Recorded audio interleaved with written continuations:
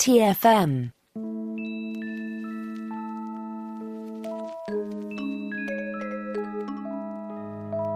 Fun will now commence. Welcome back, everyone, to The Journey, our dedicated Star Trek Voyager podcast. I'm Christopher Jones, and with me, as he always is my esteemed co-host, Matthew Rushing. And Matthew, I have some bad news today. Oh, no. It turns out that your brain is not on file. What? I thought I registered that. Well, you'd think someone would tell the doctor or the co-host, but, you know, I'm set out on the podcast of the damned, apparently. Ugh, well, I mean, I could have sworn that, I don't know, was that the 1513 or was that the 1583 that needed to be turned in? I don't know. I get those numbers mixed up. Me too. But what I don't get mixed up is that we are doing a 30th anniversary rewatch of Star Trek Voyager, and this is episode 3 of season 1, Time and Again. And here's a quick rundown of the story. A planet orbiting a red dwarf presents a mystery that Janeway cannot resist, so Voyager makes a pit stop to investigate. She and Tom Paris beam to the surface and discover a timepiece that has stopped working, seemingly indicating the moment that an explosion destroyed all life. Believing there is nothing left to do, they prepare to return to the ship when the world around them suddenly changes. They've jumped back in time one day before the disaster to a place where a singular color palette rules. So, Matthew, I guess our starting point can just be a little bit of counting crows, you know? Time and time again. The writers are playing with time again. You know, I'd love to see Cyndi Lauper, yes, and Counting Crows together. Right? There you go. Oh my gosh, that would be goodness. That'd be fantastic. But I don't know if it would be as fantastic as another time travel story to kick off Star Trek Voyager at a time when there was so much time travel in Star Trek. So this comes right off the heels of Parallax, which the writers were playing with time. We also, around this time, had Generations. We had All Good Things. So, I mean, my question to you would be, are the writers going to the well too many times? Well, Chris, we don't have time to talk about time because we just don't have the time. So that's our show for everyone. Thanks for listening. Thanks for listening, everyone. If we get here before the show starts, maybe we'll do it again. Yeah. It's... I think this was definitely the wrong time for them to go to the time well because the time well was pretty dry. And I think that it's... clearly time for them to think of another idea than this one, because the you know, it was interesting coming back into this episode because I didn't remember having great feelings for it, but I didn't really necessarily remember the entire story, you know, coming in because it's been so long since I'd seen it. But I just left this one thinking, they're truly in that place where they have to fill a lot of space for these seasons, even though Voyager ends up being only a 16-episode season. I think it was cut short because of a writer's strike or something. My memory is always that this one followed the same pattern as Deep Space Nine, which it just premiered in January, and therefore it has a shorter season. All that to say, this episode definitely feels like, okay, we need a Star Trek episode, and we need it to happen on this show, and go. And what Which they is came not up, a good place to start when you're 3 episodes out of the gate on a new series, right? And, you know, I think the thing about this is that when you think of them doing the time travel episode again, it's like, if you need to do a bottle show, right? If you need the show to be more about characters, we'll find an interesting way on the ship. You know, just, you don't even have to go anywhere. You know, I mean, Deep Space Nine kind of showed that, right? That you don't have to go anywhere to tell really interesting stories. And I think that, you know, when you think of where this series started and the characters that are coming together with the Maquis, with the Starfleet crew, and all of that kind of stuff. I mean, you could easily create an interesting scenario here on the ship where or maybe it's like, okay, we've got to find deuterium somewhere, and so we need to find an asteroid belt or, any kind of story like that where it just creates an opportunity then for, certain crew members to need to work together. So you continue the process of building this crew into one. But yeah, I mean, for me, I think going to the Well of Time was not well served, I think, for the episode, especially 3 episodes in, and especially since you had just done an episode where, like you mentioned, we were already playing with time and parallax. And so, and then I think there's a host of other reasons too why this episode as well just kind of lets you down the further you get into it. And a lot of that has to do with other stuff that we'll talk about. But I don't know what did you end up thinking about this idea? Because, again, we're 3 episodes in. As you're coming into the series the first time, is this kind of what you're hoping for? Yeah. Well, first, I just want to say I'm pretty sure I went to the Well of Time last night when I was playing The Legend of Zelda: Tears of the Kingdom. I think it's one of the side quests, I think. Yeah. But got to get the trousers of time out of the treasure chest. So, I mean, for me, this one, I'm probably not the best person to critique the overuse of time travel in stories because I love time travel stories. So I always enjoy playing with time in science fiction. And when I go back now and I watch this episode, I don't watch it in the context of where is it falling on the timeline of production and how many time travel stories have I seen just before I watched this one. If I think back to when this first aired in 1995, as I mentioned when we discussed Caretaker, to get Voyager, I had to get VHS tapes from my dad. Yep.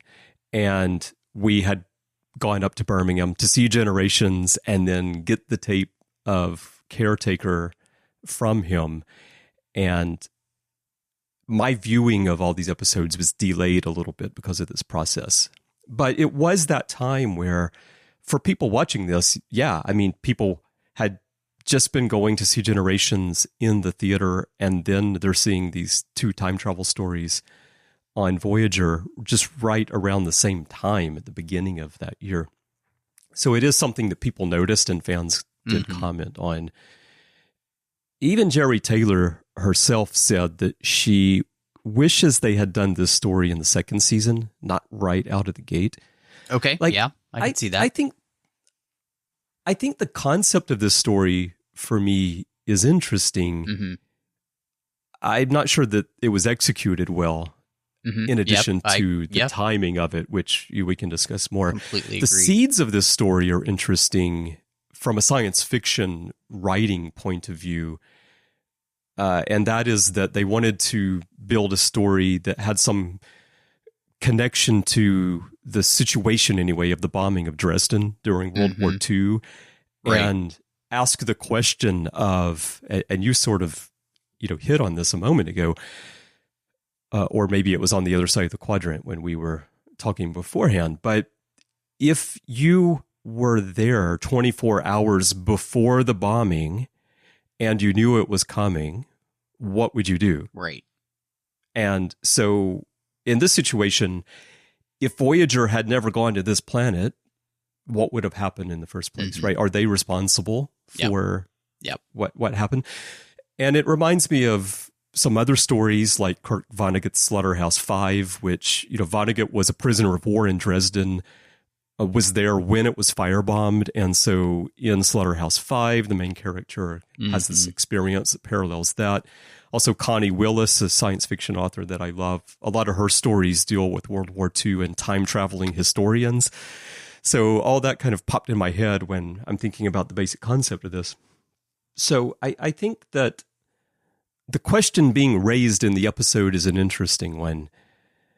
And for that reason, I've always liked this episode, even if it's not one of the best executed episodes of Star Trek. I think that's really interesting. And I'm okay with a good time travel story. I mean, I personally have a great affection for, something like First Contact. I think that's a fantastic Star Trek movie. I think it's a great time travel type of story. I think that's excellent. Obviously we all love Star Trek 4. There's other great Star Trek time travel stories that really I think play interestingly with time. Something like The Inner Light is probably one of the best examples of playing with time in a way that is so unique that really allows you to have an incredible experience for a character, but within the confines of, playing with time. But it's not a traditional time travel story, right? And so... Right. Well, another great one on Voyager, which we'll get to later, but just since we're bringing it up, is before and after when Kes is getting, aging in reverse. Yeah. Yep. Yeah, I remember that one. And then the fact that they go back to it later on with Year of Hell, and it all ties together. Right. So yeah. Yep. Voyager does time travel stories very well. Yeah. Later on when they get the rest of the show settled in a bit more. Well, and I think so, one of the reasons though, that possibly this episode might not work out that well is that in many ways, this feels such a generic Star Trek story, as we already mentioned. It could happen on just about any of the Star Trek series, But I also think that, and I did look this up to confirm that I was right, but watching the episode, I was just struck by how constrained the budget felt. And the creation of this new world and everything. And it just felt like we were trapped in a bad space mall. Yeah. And then, they have those places where they're filming outdoors, and it's clearly done in a way where this is way before you're augmenting real life to truly make it look spacey. Oh, that kind of augmenting. Okay, I thought we were going to bring Khan and his guys. No, not those augments and his gang in. Right, okay. But one of as a good example, one of the beauties of Star Wars Andor is that much of that show is either built on stages that they created outdoors. They created these massive sets that you could walk around and you feel like you're lost in the city, or they would go to real places all over the United Kingdom. And then they would augment them with CGI to create a otherworldly Star Wars-like feel, So we're in these real places on our planet, and yet you just feel like we're on our planet. There's nothing special about them. And so there's this whole sense, I feel like, of the production here of just kind of being on the wrong footing from the beginning, in the sense that we can't afford to be doing this episode in the first place the way they kind of wanted to. Yeah. 2, this isn't necessarily maybe the best idea. And 3, this also goes to your point about the execution of the story. And one of the biggest problems with the execution here, I feel like, is just the production in general. It's just not appealing. Yeah. And I think that's a real problem. This point shows that this episode has a lot of parallels with a very famous first season episode of Deep Space Nine, Move Along Home, because it was the same situation where the original vision for Move Along Home would have required something totally different with the sets, and they couldn't do it. It's too expensive. And they ended up watering down the story. And, that episode also could have played quite differently if they were able to do it the way they had originally envisioned it. This one, Michael Piller talks about they wanted to build 2 distinct sets outdoors, and they can go back and forth between the 2. And then he realized, there's no way we're going to do that. And you said you get off on the wrong footing, Move Along Home. You don't want to get off on the wrong footing during one of those jumps. Oh, no. Alan Moraine. or you're out of the game. Yeah, you're just all the way out. You know what I'm saying? But no, I couldn't agree with you more. I mean, again, this does feel like, I don't know if it's a constrained nature of, trying to have so many episodes for a season or anything like that, but it just feels like you said, this shouldn't be the third episode of the series. And the other part of this is, in some ways, where this episode is placed, there aren't any true markers for it in the sense of like it needing to be where it is. So, I mean, maybe make this episode later on in the season. Yeah. Allow, because the next episode, I believe, is the Phage, or just Phage. And so allow that, to be the next episode, because that is an episode where we meet an interesting alien race, that we don't do anywhere else in Star Trek. We kind of create a race that we'll see multiple times throughout the series. And that's kind of an interesting thing to do, I think, for your third episode, because it hits you with, oh yeah, we're in the Delta Quadrant. And this is stuff that doesn't happen on the other side of the quadrant, in the Alpha and Beta quadrants and the Gamma quadrant. So let's do that, and we instead do this episode where it's like, yeah, if you really nailed this one, I think it would be great. But, I don't know if they nail it. And another question I have for you, Chris, is what are they doing there? Right? Just in general, like the way the episode begins, they scan this planet and it's dead, and they have, there's this radiation. But why are they there? Like, what purpose does it serve for them to go find out why these people died? Why not just catalog it and move on? Because this is Voyager, Matthew, and although you've got a long trip home, it's true. You got to investigate everything you see, right? It's like, I mentioned Zelda earlier. On YouTube, they have that channel where they do the honest trailers. They do honest movie trailers and the honest trailer for Breath of the Wild is so funny because they mention that one of the things you do in the game is to take everything you can get your hands on, because you're just collecting every tiny thing in the game. And Voyager feels a little bit like that to me as well, where like every little thing they detect, we got to go investigate. Well, but it's already going to take us 70 years to get home, right? Oh, I know, but trust me, this detour, it's only going to take us like 15 minutes and we can get back on our way. Here's the interesting reason. Okay, look, if you said that there's some sort of system on the ship that could use polaric energy to charge it back up, say like the replicators or something like that. Yeah. Like, I think that would make this incredibly interesting, and it would immediately make the episode feel more needed, right? Because there's a reason for us then to stop, but to scan a dead planet and the fact that there's polaric radiation in the atmosphere and the entire planet's gone, I mean, there's absolutely no reason for a Janeway to have set them down on this planet in the first place. They should have just passed it by.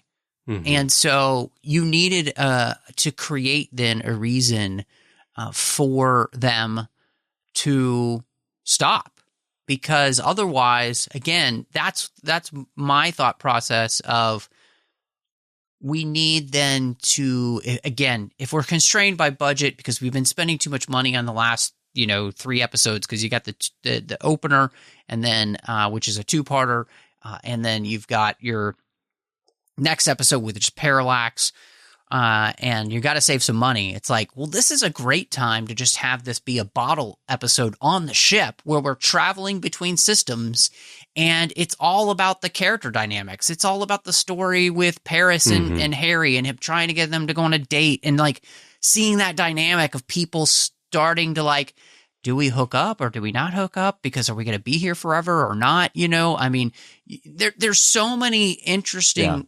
dynamics that I think you could explore that don't need you to stop on a dead world and create a problem of your own making. Right. Yeah. Yeah. Yeah, I mean, that's one thing that stood out to me rewatching the episode for this discussion. It's been a while since I've seen it, is that we do get mention of the Prime Directive in here. And unlike Caretaker, where Janeway and Tuvok bring up the Prime Directive and she's got to make this decision, and there's a legitimate reason for it to be mentioned that, yeah, we are going to be affecting, we didn't ask to be pulled here, but we're here now and we're caught in the middle of this situation. Exactly, yeah. This is a case where they went here on their own. No one asked them to come here. So it's sort of like, yeah, you're creating a problem that you then need to solve where you shouldn't even be there in the first place. And especially, this doesn't help you get home. This doesn't have anything you need, thing, right? And so I think all of that is, as we think about this, is the stuff where it's just like, okay, you needed in the script to have a reason for them to be there.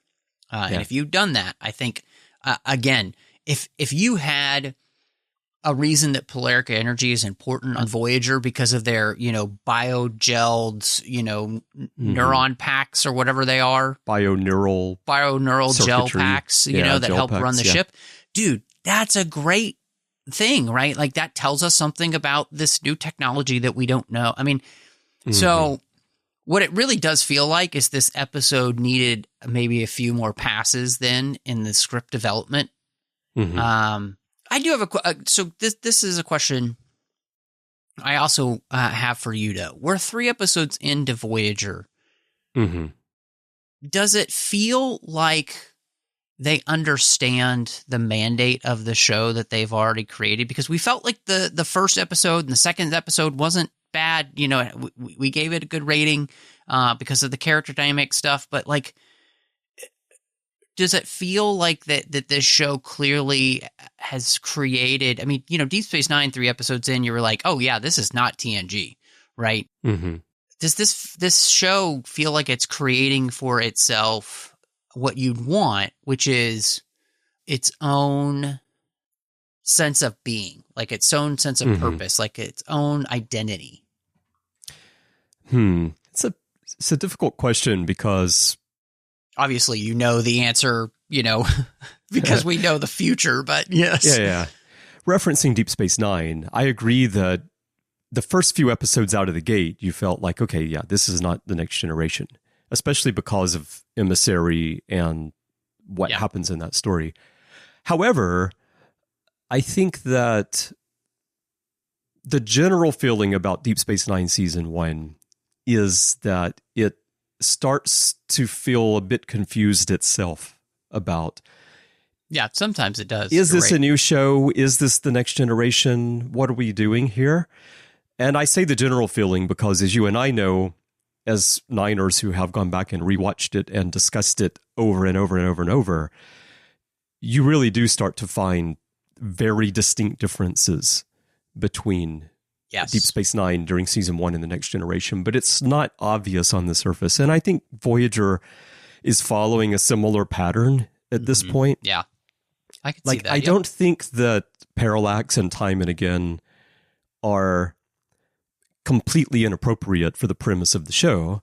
Sure, yeah. But I think that Parallax makes a bit more sense because just traveling through space, they've gotten caught up in this situation and they've got to figure out how to get out of it and keep going. This one, they go out of their way to get in trouble when they should have just kept going. But of course, if they just keep going all the time, the series is not going to be very interesting. So they do have to go and get into things. So yeah, it's hard to say at this point, just 3 episodes in, whether I feel like the writers understand or don't understand the mandate that they've given themselves. I do think that Time and Again was not the right foot to put forward in your third outing to show that, hey, this is a different show, because this episode could work 100% on the Next Generation and it would feel very natural as a Next Generation episode. There's nothing about it that needs to be on the other side of the galaxy for something like this to happen. And what you say about the polaric energy and make that something that they need, that's the core hook that you need in the episode. Yeah, and it's something exactly. that Voyager starts to do later on, where like they need something. And so they're going to go to this planet because they think they can find a particular thing that might help them get home faster, or, they have a reason to interact with people a little bit more. I think about something like the rebooted Battlestar Galactica, where like they need water. Yeah. And so they're searching for planets where they can get water, and then they get in trouble. But like they have a legitimate reason for going to these places because, well, they don't get water, they're all going to die, right? Yeah. Voyager's not going to, the crew's not going to die if they don't get polaric energy, right? Well, and I think, again, that thinking of, okay, we've been thrown on the other side of the galaxy. The ship has kind of been damaged in the fight with the Kazon, as well as, this whole thing with the array. Mm-hmm. Having an episode then where you're repairing the ship from also maybe the experience in Parallax, and you're looking for a planet that supplies you with some sort of mineral or something. Mm-hmm. And the episode really then allows you, and this is what I'd say, allows you then to focus on the character dynamics. And if you do that, I think, especially with the Maquis members and the Starfleet members, if you did that and you allowed that to kind of, that the experience of overcoming this need for whatever it is, I think that might help a lot of people not feel like they just kind of brush that idea under the rug, because the first 3 episodes, you're really dealing with that, and you're giving them resolution to that kind of story or whatever, and then you can kind of move into the other parts of the story that you're going to tell. And so, yeah, I think that would have been a benefit then for the show. But I mean, even here, I think we've come up with a plausible reason why this story could have existed as it is, but just add a reason for them actually needed to be on this planet. Yeah, I mean, that would be an easy fix for the story. Just something simple like that. Now, what you describe, I think, is something that you and I would love, that type of story, repairing the ship, kind of dealing with the aftermath of how the caretaker incident has affected everybody. But for Star Trek fans overall, and especially jump back in time and think about 1995, where we've come out of the Next Generation, we've had Generations in the theater, we've got Deep Space Nine going, now we've got Voyager going. Just what fandom was like at the time and what fans expect from Star Trek. Do you think that would have worked, or do you think the writers are reading the room and understand that, well, what fans really want from Star Trek is not that level of realism? I think that they're not thinking enough about how to look. Anytime talking to a friend of mine who has worked on shows and is a writer as well, has written episodes for shows, anytime that you have to know what the rules of the universe are that you're in before you can bend or break them. Yeah. Oh, and I feel like the problem here is that they're not trying to bend or break anything. They're just doing more of the same. Yeah, exactly. And so I feel like maybe pushing the audience a little bit by bending or some of what we're used to, by creating a show that creates an identity then for Voyager in that way, I think people could have responded well to that, because it would have given them something to really gravitate towards, right? It would have it would have created a specific identity. And 2, like, one of the beauties that Voyager should have, right, is the idea that we don't know how long we're going to be here. So this ship goes from being a crew to family in a way that all the other shows, yes, TNG, and of course even Deep Space Nine, right, were, and then the original series. But this show should truly be a show where it's like, yeah, we're family, and So to create those type of relationships, I think, would be really interesting, which in some ways I think is what they're kind of trying to do in this episode when you think of like the dynamics. You've got Tom and Harry, that's the brother relationship. And then you've got Janeway and Tom, which is kind of this very maternal, mother-son type of relationship in some ways.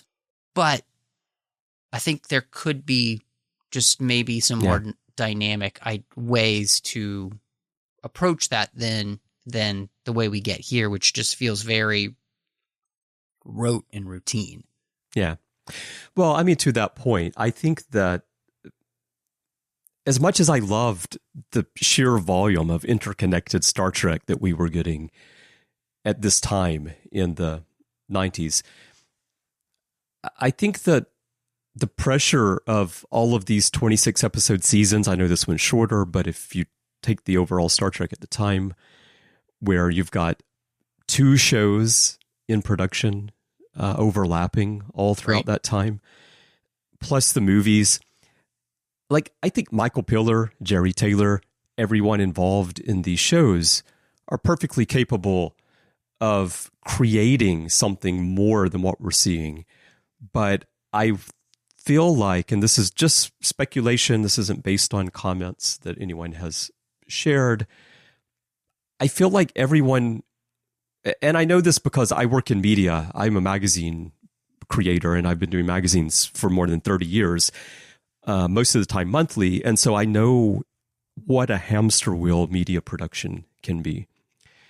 And TV shows are obviously even far more complicated than magazines, and you're under this pressure of it's just unrelenting, and you finish one and you're already working on the next one.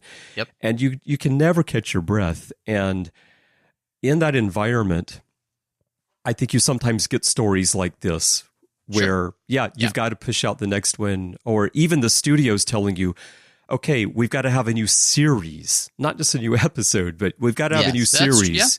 And it's got to launch at this time. And as a creative, like, you can't be your best because you don't have time. You think back to when Enterprise aired and Rick Berman was asking the studio, like, we need a little bit of a break before we go into the next one. Let's really think about this. But they're like, no, we've got to, Voyager's going to be over. We got to get the next one out. So I do wonder if that's a little bit of what is going on here, where there's just so much Star Trek being produced. Yeah, I agree. They needed to be able to step back and kind of refresh, catch their breath, and then move forward. So I want to talk about the characters a little bit. And you touched on, Janeway, the family element. Parallax was very much about Janeway's relationship with B'Elanna and also with Chakotay. This one focuses a lot on her and Tom down on the planet. But one other thing that I feel like maybe when we go back to the polaric energy part, which it doesn't connect, but I just wonder what they were trying to hit on here with Kes. They're trying to develop Kes's character as some kind of unique alien right at the beginning of the series, and she's got this telepathic ability that her ancestors had, and it's surfacing in her. And the time loop aspect of the story and what draws them to the planet also, because there's the fact that there was a civilization, there is a civilization, and then Kes is sensing all of this. That's another case where I think they're trying to shove a lot of character development early into the season, but it's not really connecting with the story in a way where they could have specifically had this polaric energy thing causing Kes to have these visions, which I think is not what they actually end up doing, right? Yeah, I agree. I do think the storyline with Kes here, I think you rightly pinpointed, it just feels slightly forced into the episode, and it doesn't feel as organic as you'd want it to. But it could connect really well if they had written it that way. I agree. And yet I'm also torn because I think really the main thrust of the story should just be the relationship between Tom and Janeway, because you get the sense here is that, and what I love about this is that, you know, we know that Tom's dad is an admiral. He's grown up on what he calls, you know, the yearly sermon on, you know, like he went to Starfleet Easter and got the sermon on the Prime Directive. And, you know. Can you imagine the eggs that Neelix would make for the Starfleet Easter egg I mean, hunt? can you touch them? Can you not touch them? You know, where did they come from? Are they from a pre-warp civilization? It's all very frustrating to be a kid. If you gather these eggs, some civilization might cease to exist on the other side of the galaxy. I can't touch these eggs. And so I think that all that's so interesting, right? And I think what it does is it actually creates this really interesting dynamic where, in some ways, Janeway can be Tom's way back in to Starfleet ideals. Yeah. By her giving him a actual example, by her being, you know, to put it kind of in a spiritual phrase, a good witness for Starfleet ideology. And yet, we don't get that in this episode, because the episode should just really kind of be focused on them and then trying to get them back, I think.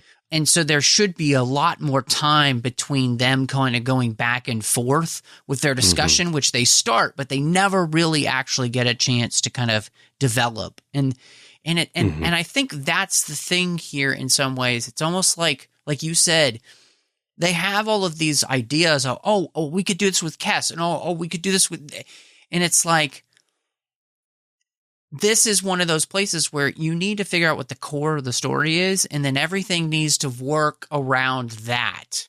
I mean, like, the whole idea of, is this Dresden? And you knew a day before. Okay, that's interesting, I think, kind of. I think it's interesting. But also, okay, this also could play into, maybe you're talking about, you know, as Star Trek likes to do, maybe you're talking about how do humans get their energy and making us trying to think about that idea. But they don't even really hit on that in the episode, you know. So my point in all of that is, it comes down to what is the core of this episode. And the core of this episode should be the relationship between Janeway and Tom being kind of won back over to Starfleet ideals, because that's the interesting story there, because Tom, you know, he's along for this ride because she got him out of prison. But his story arc is about becoming more than this kind of like playboy. And that would be a very interesting dynamic then to continue to play with. And this episode, if really developed. And unfortunately, like you mentioned, the episode is grasping at so many ideas. It's not actually servicing really any of them very well. Specifically, just even the character dynamics that they're trying to go for. Because this episode specifically, as I was reading, it was meant to be about Janeway and Tom's relationship. And yet, it gets really short shrift, I think. It just doesn't get the time, Chris, to develop. Yeah. You know, I said Kes's storyline doesn't really connect with the episode. I mean, it is a setup in a sense, because she has this vision, so then they become suspicious about, this planet's in ruin, but then Kes actually sees things. But there are other ways that you could set that up, or if you're going to use Kes in that way, I feel like you need to tie it in more to the story. So I'm just going to tag that on there just to flesh out my thoughts on that element of the story. Well, and then there's the whole other part of this episode where it's like, now we have to touch on the fact that the Doctor still hasn't really been integrated into the staff, and it's just like, it's one more thing where that's great in the sense that they're actually building character development for the Doctor and the crew or whatever, but it's like, it's also just one more part of the story that kind of deviates from the true core of the story. Right. which that is a good element of the series. Yes. And yes. It actually, I'm not discount. I think, again, there are places here where the episode is doing a good job, and since we're continuing Harry and Tom and their relationship, right? I think that's great. We're actually touching on something that the show should be touching on, which is this idea of like the relational aspect of this crew, which could never get home except for maybe 75 years or more. So that's a big question. Yeah. And then the dynamic with the Doctor, that's another great aspect we've already been touching on. So there are some good nuggets here. Well, the element with the Doctor in terms of the series, and especially you need to do it early in the series bit by bit, is that they're dealing with a human rights situation that is novel at the time that this was being done. I think today, when we think about the Doctor dealing with AI as we are these days, the idea of how do we view a life form that's essentially a computer program is different than it was in 1995. At the time that this came out, Star Trek for years and years had been dealing with the question of how do we view and how do we treat life forms that are different from us. You go all the way back to the Horda, which is a great example in the original series where it's something that's just so alien, we don't even realize it's a sentient life form at first, right? And I think Voyager found a really nice way to do that with the holographic Doctor, where people just dismiss him at first because he's just a computer program. But once he becomes an essential part of the crew, they really have to start figuring out, well, how do we integrate him into the crew? And how do we treat him? Yes. And I think that's also where Kessa's character works best on the show, is that she is also an outsider and she sees him in a different way because she isn't from the Starfleet tech background, right? Completely agree. But I think what you're pointing out here is that all of these elements, while they're good on their own, they're cluttering a story which results in a muddy presentation where we miss the core and what's important in the story, and then actually nothing is really serviced well because there's just too much trying to be shoved into this one story. One more element, as you were saying that, I was also thinking, because I think that this really does hit the episode, and it was something that I kept thinking about as I was watching it. I was like, there is so much freaking technobabble in this episode. And it's too much. There's just way too much. And I think that's a disservice to the story. I think the story really did deserve to just, I'm not going to generalize, but maybe this is something that could potentially become an issue in Voyager, where they rely too heavily on technobabble to tell stories. And I think definitely here it seems to me to be an incredible crutch that's actually hurting the episode, because you're having trouble kind of following all of the technobabble, you know? And watching it this time, feels like, Parallax too, where Tom was like, should I be understanding this? And right. and he's the audience, right? Yeah. This one also feels like, wait, should I be getting under what's going on here? Yeah. No, I was watching it this time, and I said out loud as I was watching it at one point, I was just repeating the lines in my own way, like, we need to tech the tech and tech the tech here, and then we'll tech the tech, because it's just like this string of technobabble that just kept going on. Yes. Yeah. It's a lot. I don't mind technobabble in Star Trek. It gives Star Trek its character to some extent, but it can be overdone, and it was here, and it's actually an issue. It felt like B'Elanna was wearing her Technicolor dream coat, So you mean her technobabble dream coat? Exactly. Yeah. Thank you. Yeah. Okay. Well, speaking of that, the last topic that I want to touch on and ask you about. It's actually brought to us by the Eagles, because apparently on this planet, there's a shop in that bad space mall that we talked about called Just Another Tequila Sunrise, and they sell all the outfits. That's what everybody's wearing is Tequila Sunrise. They sell all the outfits on this planet. And I mean, you can get the order of the colors. There's some variety there, but otherwise, I mean, your choices are limited on this world. I mean, it's a Tequila Sunrise in the Hotel California, because you can check out anytime you like, but you can never leave. It's That's right. It's no. The other thing that I can't understand about the design work here is one, we've talked about this many times.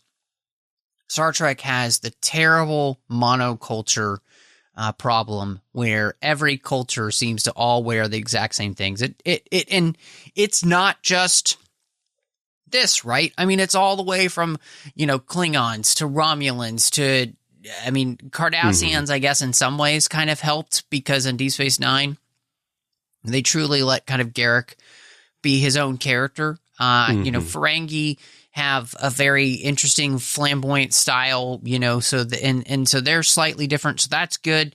But yeah, oh my gosh, this not only is this bad, but characters, I feel bad for this whole planet because everybody's in a corset. And I don't know if this, if we're stuck in like the Elizabethan era of this planet where everybody has to wear a corset, not just the women, but it's not a great look. And it is incredibly weird and loud in a way that it's very distracting. And so it's not actually helpful, I feel like, to the story you're trying to tell. So yeah, it's one of my least favorite costume designs for any series other than maybe the Kazon. Yeah. No, it is. And that's something I remember from the very first time I saw the episode was like, what's going on with the costume design here? Like, it does feel Star Trek. I'll give them that. But, I mean, at least some color variety or something. It's just hard to believe. Imagine you visit Earth. Yeah. You land in any city on Earth. Are you going to see everybody wearing the same outfit or the same design with the colors in different orders, but everybody looks the same? Yeah. I mean, it's just not a realistic way to portray any world because, unless it's the Borg and people have no personality at all. Right? Well, and I mean, in some ways, this is an episode that feels so much like the original series in all the wrong ways. Right? Because, the original series was really constrained by budget. Sure. And so I think this is an episode where you're just like, I should not, and the flamboyant costumes feel like the original series, but not in a good way. Yeah. Well, the original series, everybody on the planet wore whatever costumes weren't being used that day by another TV show being filmed on the same lot, right? All right. No. Okay. Well, so I'm a little bit scared to ask this, but what are your final thoughts and what's your rating for this one, Matthew? This is I was very high on the first two episodes. I actually thought that they did a great job. I thought it was really interesting. I liked the Caretaker and I liked Parallax, right? I think I gave Parallax 3.5 stars. I think, unfortunately for this episode, though, it does come in at 2 out of 5 polaric ions because it's just not firing on all cylinders. We are hitting the time well way too hard, and we have definitely hit rock bottom on the time well. And this episode just isn't. It's not that, and I think we've talked about it really well here in the sense that we've shown the different ways in which you could truly have made this episode feel better with just a couple of very minor tweaks, right? Yeah.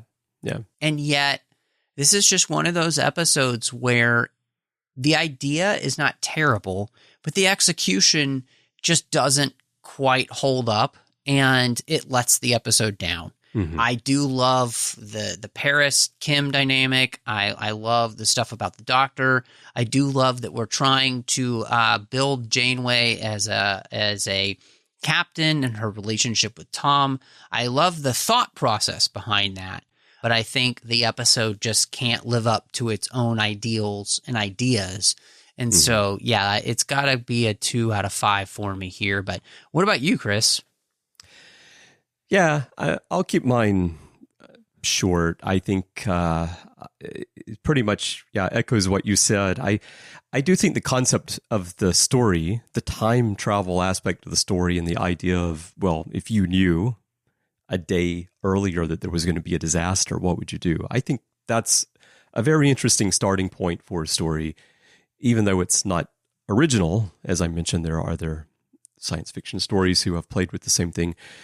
But that, coupled with the fact that I love time travel stories, makes this one that I'll still go back and rewatch, even though, as you say, it's not executed as well as it could be. I think we touched on today a lot of the little ways where, like, tweaks to the existing story could really make it a lot better. And it's too bad that they didn't do that. I do suspect that, as I said, the time pressures that everyone was under at this point in Star Trek's production had an impact on the quality of stories like this as well. So I'm going to give this one 4 demons who eat children and haven't had their supper yet. Nice. Is that like out of 10? Yeah, mine are usually out of 10. Okay. Although sometimes they're not. So okay. All right. Yeah. My ratings going all the way back children. to going all the way back to the start of the Ready Room. My ratings are very random, but yeah, you know what they say: 4 demons. Okay, 5 demons. That's a crowd. So you want to? Yeah. You've heard that expression, right? Sure. Yeah. Oh my gosh. Apparently that's the other version of Screw Tape Letters I haven't read, but anyway. All right.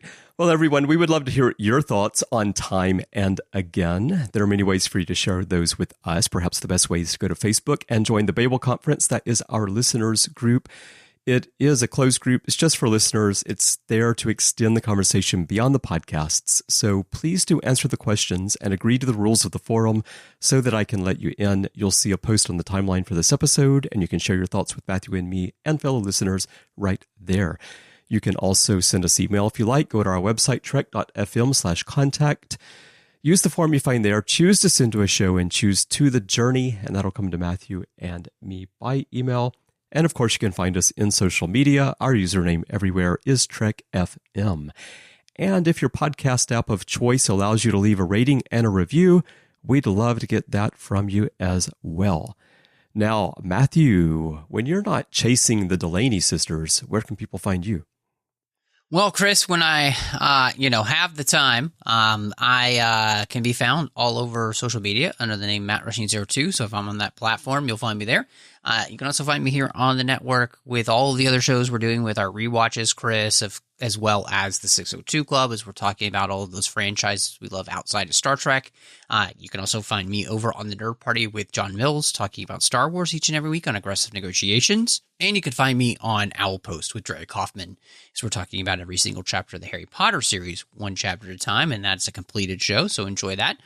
But Chris, when you're not trying to figure out how you're going to get into that Tequila Sunrise corset, where can people find you?